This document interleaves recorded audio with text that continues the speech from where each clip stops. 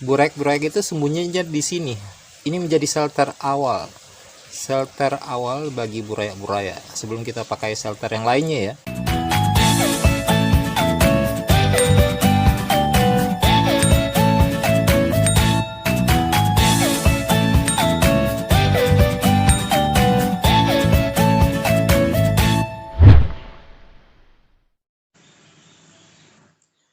Assalamualaikum warahmatullahi wabarakatuh. Salam sehat dan sukses selalu untuk semua sahabat Erduo.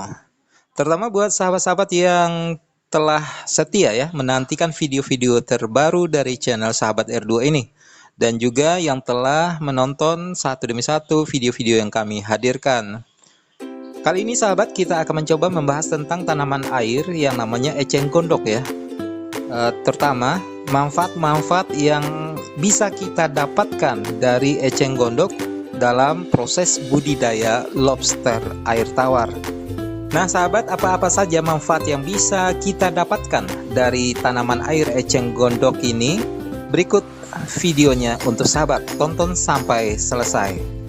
Namun sebelum kita melanjutkannya sahabat, tidak lupa-lupa kita mengingatkan untuk sahabat semuanya agar yang belum subscribe silahkan subscribe.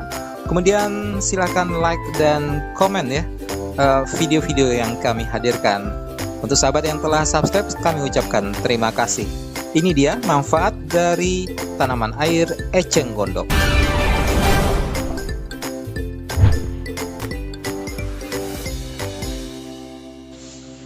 Sahabat, eceng gondok atau ada juga yang menyebut enceng gondok, dalam bahasa latinnya disebut juga Eichhornia crassipes, adalah salah satu jenis tumbuhan air yang mengapung. Nah, eceng gondok ini tumbuh di kolam-kolam dangkal, tanah basah dan rawa, aliran air yang lambat, danau, tempat penampungan air, dan sungai. Tumbuhan ini sangat dapat beradaptasi dengan perubahan yang ekstrim dari ketinggian air, arus air, dan perubahan ketersediaan nutrien, pH, temperatur, dan racun-racun dalam air. Bahkan dalam beberapa penelitian menyebutkan eceng gondok merupakan salah satu jenis tanaman air yang memiliki kemampuan untuk menyerap dan mengakumulasi logam berat dalam air ya. Lantas apa manfaat yang bisa kita dapatkan dari eceng gondok ini dalam proses budidaya lobster air tawar? Ini sahabat yang telah kita dapatkan ataupun yang kita telah coba. Baik sahabat, yang pertama manfaat yang bisa kita dapatkan dari tanaman air eceng gondok adalah eceng gondok bisa menjadi alat ukur alami secara kasat mata tentang kondisi air di kolam kita. Ada kolam di luar ya, kita juga punya kolam yang kita isi ikan. Nah, ini kita melihatkan pada sahabat bagaimana daun-daun dari eceng gondoknya ya. Nah, ini menunjukkan kondisi air masih bagus. Nah, lihat ya, masih bisa dilihat sampai ke dasarnya ya sahabat ya, sampai dasar-dasar kolamnya masih bisa kelihatan. Dan daunannya pun subur, warnanya pun cerah ya, warna cerah. Nah, lihat ya, bisa kita perhatikan. Dan ini di kolam ikan nilainya juga kita perhatikan ya. Kalau saya biasanya untuk nila sama dengan lobster ya, kalau sudah melihat dedaunan eceng gondoknya sudah kuning, kusam, kering ya, itu berarti kondisi air kita sudah tidak bagus lagi dan kita harus ganti ya, tukar.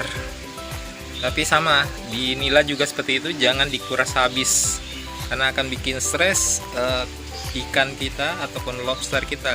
Kalau bagi yang punya ikan akan stres ya. Bahkan khusus untuk ikan pun gampang mati kalau langsung diganti, dikuras airnya sepenuhnya dan diganti air baru.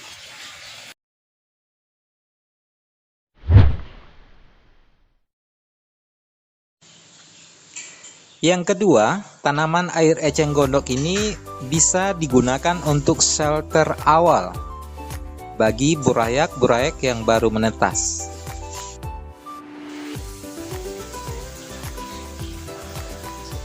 Nah sahabat, kalau saya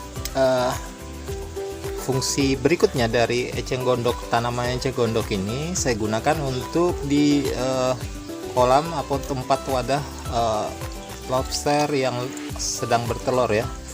Jadi nanti ketika lobster yang bertelurnya sudah menetaskan telurnya, burek-burek itu sembunyinya di sini. Ini menjadi shelter awal bagi buraya-buraya sebelum kita pakai shelter yang lainnya ya. Tapi ini jadi shelter awal, dan yang lebih membantunya di akar-akarnya eceng gondok ini terdapat sumber makanan awal yang bisa dinikmatin oleh burayaknya. Jadi makanya hampir di setiap wadah lobster yang sedang bertelur saya taruh eceng gondok ini. Jadi itu fungsi lain dari eceng gondok ya. Kalau tadi kita sudah jelaskan untuk mencek kadar air secara alami, dan ini juga menjadi shelter awal untuk burayak. Dan bahkan di kolam lobster sendiri, bagi lobster yang sudah dewasa, ini dedaunan ini juga sumber makanan, juga dimakan. Di sini juga di akarnya juga ada jadi sumber makanan bagi lobster ya. Dan yang ketiga sahabat, manfaat yang dapat kita dapatkan dari tanaman air eceng gondok adalah ternyata burayak-burayak cepat tumbuh ketika kita menggunakan shelter dari akar eceng gondok. Ketika kita menggunakan shelter dari eceng gondok ya, burayaknya tumbuhnya lebih cepat. Burayaknya ini tumbuhnya lebih cepat gedenya ya, lebih cepat gedenya, nah ya, lebih cepat gede dibandingkan burayak yang indukan yang sama ini ya, kecil ya, masih kecil dia, padahal indukan yang sama.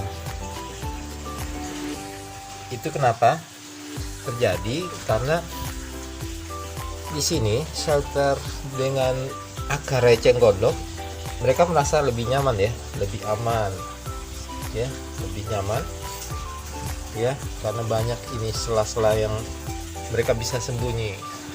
Jadi karena mungkin merasa lebih nyaman, lebih aman, maka pertumbuhannya lebih cepat ketimbang dengan shelter dari sedotan ini. Oke sahabat ya, itu manfaat yang didapatkan dari penggunaan shelter eceng gondok.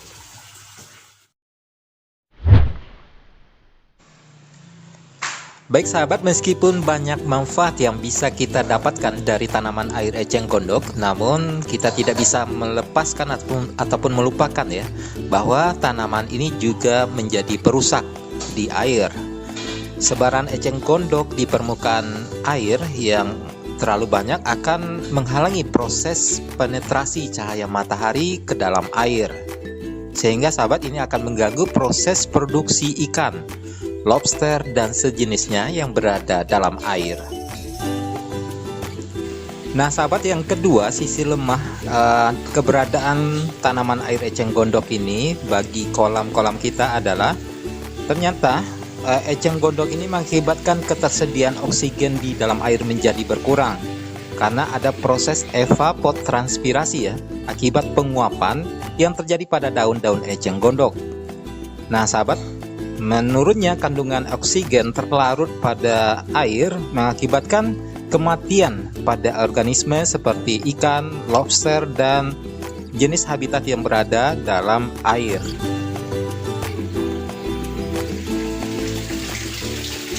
Baik sahabat, semoga saja info ini bermanfaat terutama bagi sahabat pembudidaya lobster pemula.